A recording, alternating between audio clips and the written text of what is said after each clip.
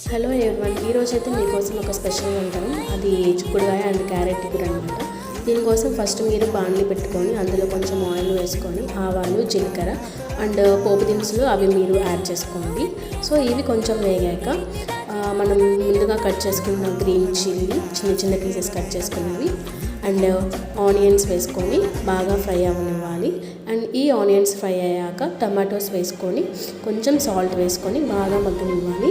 So ఈ tomatoes బాగా మగ్గాక మనం ముందుగా కట్ చేసుకున్న క్యారెట్ అండ్ హాఫ్ బాయిల్డ్ చిక్కుడుకాయ వేసుకొని బాగా ఫ్రై చేసుకోవాలి.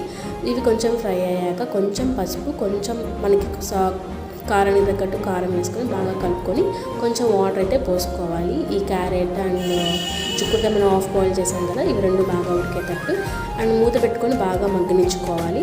వన్స్ మీరు మూత ఓపెన్ చేశాక మనకి వాటర్ అనేది ఉండకూడదు అనమాట. సో ఇలా వాటర్ లేనప్పుడు మన కూర అనేది రెడీ అయిపోతుంది. అండ్ లాస్ట్లో కొంచెం ఎండు కొబ్బరి పొడి యాడ్ చేసుకోండి, టేస్ట్ అయితే అదిరిపోతుంది.